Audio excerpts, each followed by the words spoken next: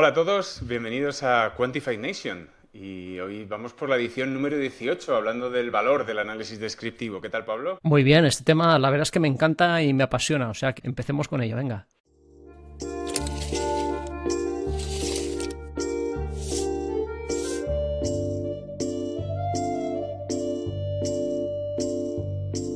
Quantified Nation 18. El valor del análisis descriptivo. Muchas veces vamos como expertos del marketing o de la medición a buscar las cosas más complicadas, a buscar que si algo no es lo suficientemente bueno, pues lo tenemos que hacer más sofisticado.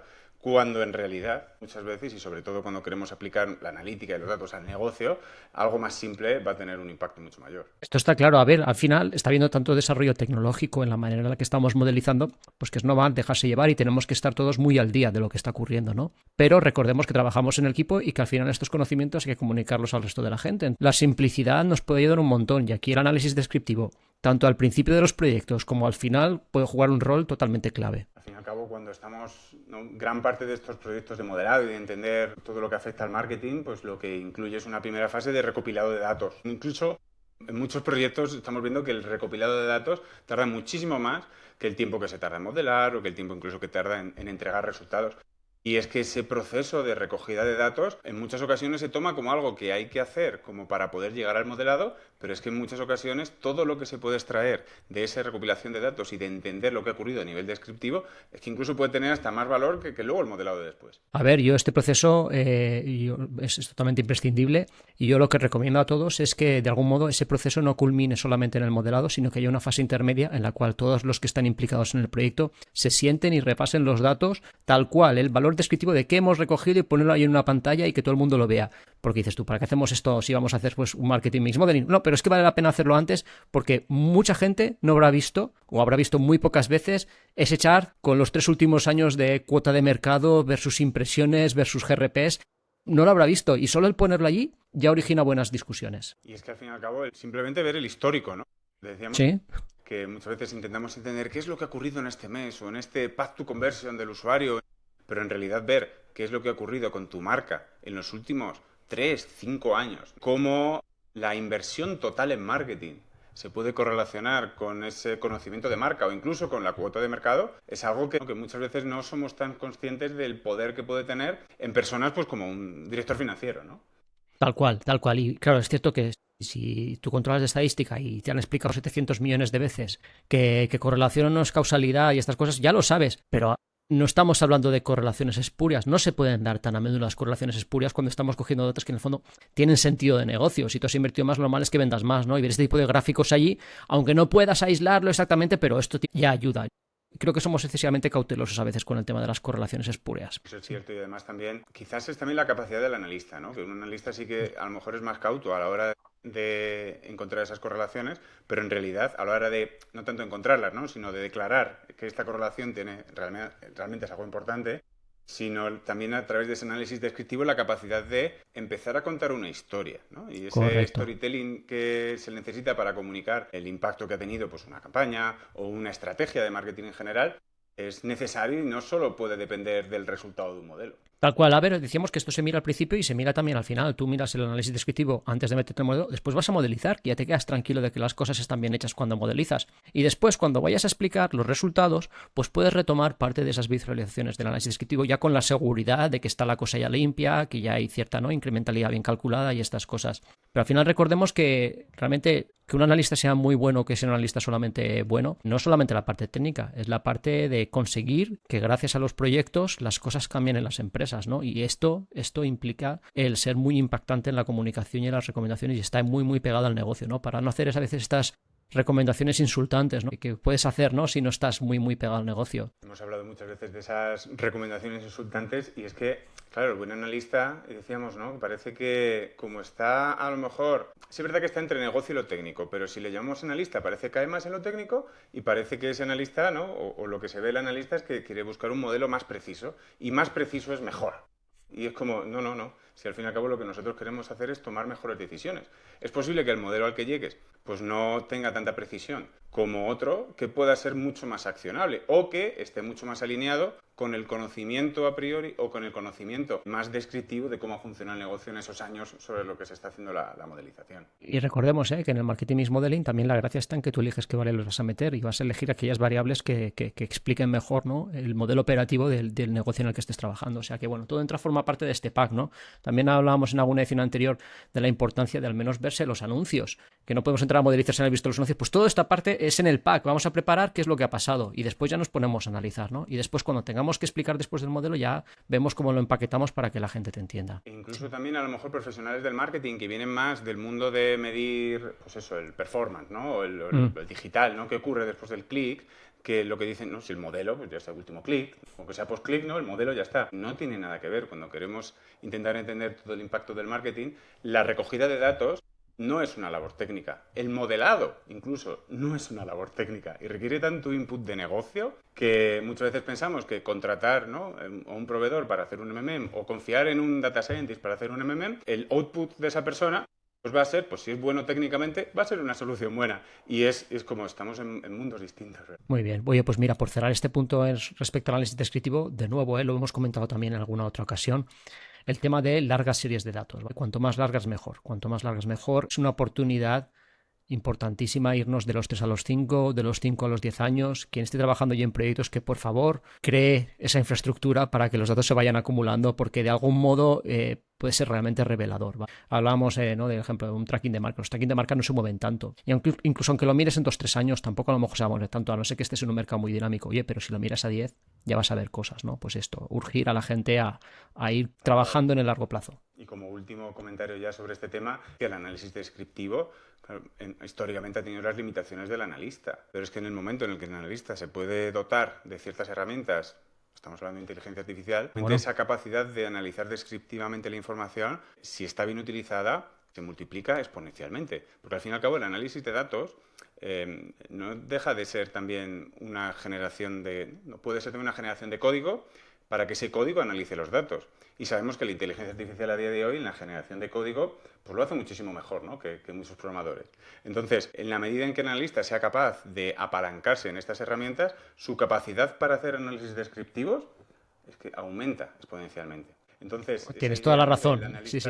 Copiloto, yo creo que es extremadamente potente y es como la siguiente ola, ¿no? Desde el código también, pero también el análisis de datos. Sí, ya te he visto cómo lo haces en algunas demos que nos has hecho y la verdad es que es impresionante. Es impresionante. No digo para hacer análisis complejos, modelos, predicciones, no, simplemente para entender lo que ocurre con los datos es impresionante. Pues bueno, vamos aquí a lo que ha pasado con la industria. Pues la primera de todo es que hace nada se entregaron los premios Eficacia. Bueno, el gran ganador de los premios Eficacia este año, el Grand Prix, se lo ha llevado Picolín, que es una marca muy conocida aquí en España, ¿no?, que lleva bastantes años sacando premios en eficacia, está haciendo las cosas diferentes e interesantes, o sea que enhorabuena para ellos, y hemos dejado el link con toda la lista de los ganadores en la newsletter, la tenéis. La verdad es que da gusto, ¿no?, poder seguir teniendo este tipo de eventos en España y que sigan recibiendo toda esa atención que se merecen. Hablábamos también de que si queremos buscar cuál es la causa de pues, un incremento en las ventas o la causa de que pues, el churn me haya crecido, muchas veces no vamos a poder hacer un experimento, no vamos a tener un grupo control. Y buscar esa inferencia causal, el por qué ha ocurrido otra cosa, muchas veces va a llevar a no tener un grupo control, pero sí poder tener variables que nos permiten simular qué habría ocurrido sin la campaña o qué habría ocurrido si hubiéramos hecho algo distinto. Y esa idea de selección de covariables, yo diría en español, no sé muy bien, covariate selection, ¿no?, la selección de esas variables que me sirven como control, pero es un pseudo control, ¿no?, ese tipo de pseudo experimentos. Es casi un arte. Y uno de los que más ha desarrollado este arte a nivel negocio digital es Booking.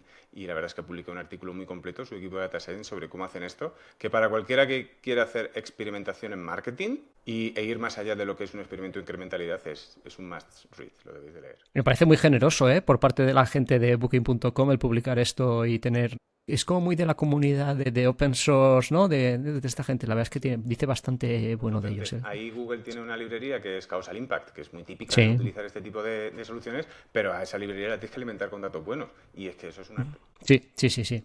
Muy bien, después compartíamos un informe de Nemmerbas hablando sobre si realmente todo el propósito de marca realmente mueve la aguja a la hora de vender más de cara al consumidor. Y la respuesta es que no. Y es cierto que se hacen muchos estudios al respecto, y siempre se dice, la gente estaría dispuesta a pagar, pero la mayoría de estos estudios pecan de que son estudios declarativos, ¿vale? Cuando llega la hora de la verdad, estas cosas no importan tanto al consumidor. Yo creo que todo el tema de propósito de marca, o te lo crees o no te lo crees. Y si te lo crees, no tienes que buscarle justificaciones de negocio. Porque de algún modo, cuando esas justificaciones no están, vas a abandonarlo, ¿no? Si un propósito de verdad, entre comillas, tiene que costar dinero. No puedes justificarlo. Entonces creo que hay que pues hay marcas que tienen propósito y que quieren trabajar en ciertas áreas. Dejemos de darle vueltas quizás a la parte de consumidor. Esto se hace pues porque la empresa cree en ello y ya está. Tal cual. Yo creo que una conclusión aquí es no es rentable inventarse un propósito artificialmente, ¿no? O trabajar un propósito artificialmente. Yo creo que es el mayor mensaje. Sí, es cierto. Y ha habido mucho ruido en el pasado, pero yo creo que ese tipo de estudios están más cercanos a la realidad. Es bueno tener este tipo de conclusiones, ¿verdad? Es como lo que dice siempre Mervas y estos, ¿no? Que el marketing es una ciencia porque podemos llegar a conclusiones que se reproducen y son repetibles en cualquier contexto, ¿no? Sí, y con el tema de propósito y sostenibilidad se han hecho muchos estudios flojetes en el pasado, de los buenos. Seguimos con la comparativa que ha publicado PyMC Labs. Son los creadores de PyMC, la librería de diversos mecanismos, ¿no? De medir el marketing y en concreto PyMC Marketing con Meridian. PyMC Marketing, que es una framework de Marketing Mix Model, bayesiano. Meridian, también framework de Marketing Mix Model, bayesiano. Y bueno, pues han hecho como un laboratorio, ¿no? Un experimento laboratorio para encontrar pues cómo responden cada uno de ellos. Que sí es verdad que por supuesto a nivel metodología pues podríamos estar, y no solo nosotros, sino cientos de personas discutiendo sobre cuál es la mejor o peor metodología. Aquí únicamente hemos intentado poner un poco en contexto esa comparativa y decir que, bueno, que en función de las variables con las que los compares, pues va a salir mejor uno, mejor otro. Pero que sí es verdad que evaluar un framework de medición con el que luego vamos a tomar decisiones que van a impactar en nuestro negocio, evaluar ese framework únicamente con métricas técnicas o analíticas, pues, ¿no? Quizás nos lleve al modelo mejor técnico y analítico, pero necesitamos un poquito más y necesitamos ese toque de negocio que dentro de la metodología, tanto de PyMC como de Meridian, están presentes, pero que posiblemente no han sido evaluados dentro de esta comparativa. A mí estos ejercicios me parecen interesantes, pero hemos de ser cautelosos, no por ocultar las cosas, sino porque al final estas cosas, estas discusiones con nuestros clientes internos, yo creo que confunden más que ayudan, ¿vale? Y al final el mejor modelo es el que es más práctico. Y el resto de cosas, hombre, dentro de ciertos niveles, ¿no? Pero este tipo de cosas, sí tenemos bastante lío sobre si incremental o no incremental. O sea, hemos vuelto loca a la gente con modelos y tal. Empezar a verla ahora de qué librería es la mejor para marketing mismo, me parece bien, pero en petit comité. Porque si abrimos la discusión nos van a tomar menos en serio. Aquí estamos en petit comité, por lo tanto podemos hablar un poco, pero tampoco queremos excedernos. Exacto. Además estamos entre especialistas, ¿no? Pero yo creo que al final el mejor modelo es el que más práctico es siempre. El que te va a llevar a tomar mejores decisiones. Correcto. Y mira, relacionado con esto teníamos el chart de la semana. El chart de la semana es la incrementalidad. Todo el mundo está hablando de incrementalidad, que de nuevo, aquí yo creo que tenemos una confusión de términos.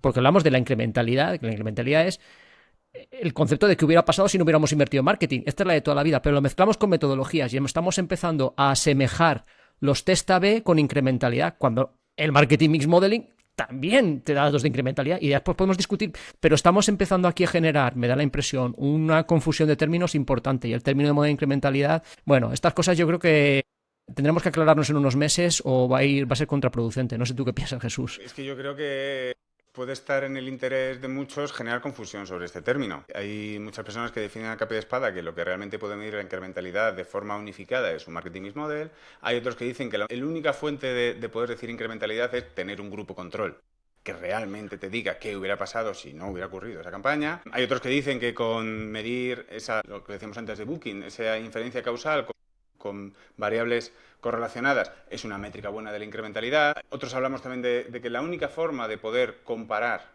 la incrementalidad entre dos canales de marketing, por ejemplo, a día de hoy, pues es hacer un geoexperimento, porque es el único tipo de experimento que te va a poder realmente comparar manzanas con manzanas. Pero luego también tenemos experimentos de incrementalidad que se pueden lanzar dentro de plataformas, que pueden ser, ¿no?, que te pueden tener sus características. O sea, yo de esto la verdad es que me encanta y podría, ¿no?, pensar en distintos ejemplos y distintas personas que entienden algo distinto por incrementalidad. Pero sí es verdad que al final es lo que queremos todos. Que Sí, sí, sí, pero bueno, de nuevo, esta confusión de términos, no confusión, que el mismo término signifique cosas diferentes para diferentes personas, y no entremos aquí en el tema de causalidad, que es causal, que no es causal, pero es un poco preguntas casi filosóficas. No, yo creo que no ayudan. Yo creo que no ayudan, de hecho. Y esto me está recordando, no sé, en algún momento alguien tendrá, no te digo un estándar, ¿eh? ¿Te acuerdas cuando la viewability? Mm. Al final se dijo, mira, la viewability es esto: 50% de los píxeles a un segundo si es fijo o a 2 segundos si es vídeo. Y fin de la historia, y esa es la viewability. Y aún así hemos ido dándole vueltas al tema, pero al menos nos pusimos de acuerdo en qué era. Claro, el caso es que si hay un player importante que considera que viewability es que se vea un píxel, que lo siga viendo y que siga habiendo plataformas que reportan viewability basadas en, Muy bien. en el visionado de menos de un segundo de un píxel, pues por más que haya acuerdo, ¿no? Luego Pues sí. conocer cómo mide realmente cada una de las plataformas es fundamental. O sea, el debate me parece siempre de nuevo interesante, pero yo creo que este debate nos interesa a nosotros, y a nuestros compañeros que esperan los datos de los modelos no les debería interesar tanto este debate. Tendría que estar resuelto, o sea, no tendría que Resuelto, existir este resuelto. debate porque la información tendría que estar clara y a la hora de elaborar este tipo de análisis tendría que tenerse en cuenta para que al que lo va a recibir pues sería transparente, no le afecte, Sí, claro. sí. Pero no es así, desgraciadamente. Bueno, cerramos la newsletter, ¿no? Con un vídeo de Mark Ritson en un evento bastante reciente de Kantar, que la verdad que es un vídeo que recomendamos, el típico vídeo así de 30 minutillos, así larguito, pero hace un repaso a todo. Es como que va construyendo, ¿sabes? Todo lo que ha ido escribiendo en los últimos 2 o 3 años, como que lo resume allí. El hombre es muy salado explicando las cosas de su puntito. Habla de éxitos de las marcas, pero también habla de grandes y fracasos sonados. Y está bastante interesante. Os lo recomendamos, tenéis el link en la newsletter. Pues eso, para todos los que estéis terminando de escuchar el podcast o viendo el vídeo, ya tenéis algo que ver después. Muy bien, muchísimas gracias. Nada, Jesús, hasta la próxima. Hasta la próxima.